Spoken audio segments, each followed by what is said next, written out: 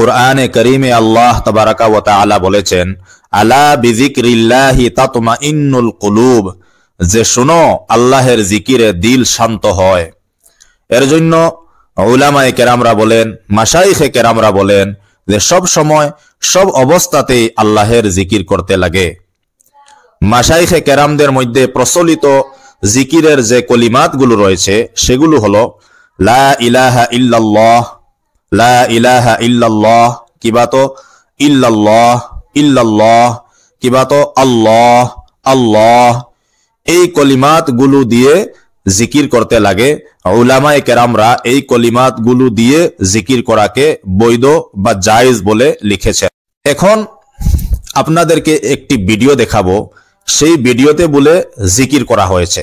প্রথমে আপনারা ভিডিওটা দেখেন, তারপরে ইনশাআল্লাহ এই ভিডিও সম্পর্কে বা এই জিকির সম্পর্কে অল্প আলোচনা করব। মুর্শিদ আমার হুজুরের সাকি মহিমা জাহানে, মহল্লার মহল্লা বানাইয়া ধীরে ধীরে টানে। ওই হিন্দে ওই হিন্দে ওই হিন্দে ওই হিন্দে ওই হিন্দে ওই হিন্দে ওই হিন্দে ওই হিন্দে ওই হিন্দে ওই হিন্দে ওই হিন্দে। তোমার না পাইলে মুর্শিদ কার দুয়ারে যাইব, মহল্লার মহল্লা বানাইয়া বুকে ধরে রাখিব।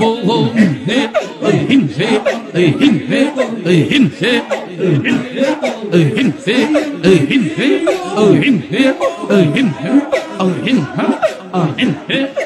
আল্লাহ গো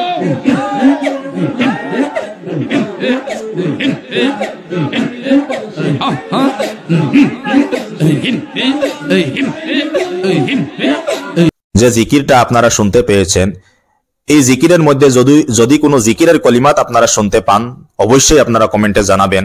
লা ইলাহা ইল্লাল্লাহ বা ইল্লাল্লাহ বা আল্লাহ, এইগুলা শব্দ যদি আপনারা শুনতে পেয়েছেন অবশ্যই কমেন্টে জানাবেন। আমি কিন্তু কয়েকবার শুনেছি, কিন্তু এমতো কোনো জিকিরের শব্দ শুনতে পাই নাই। এজন্য ফুকাহায়ে কেরাম, উলামায়ে কেরামরা লিখেছেন যে এই মতো জিকিরের শরীয়তে কোনো স্থান নাই, ইসলামের মধ্যে কোনো স্থান নাই। এ মতো জিকির করা ইসলামে এবং শরীয়তে ফুকাহায়ে কেরামরা লিখেছেন বিদআত এবং নাজায়েজ। ওরা আওয়ামকে গুমরাহ করতেছে, আওয়ামকে বিপথে পরিচালিত করতেছে।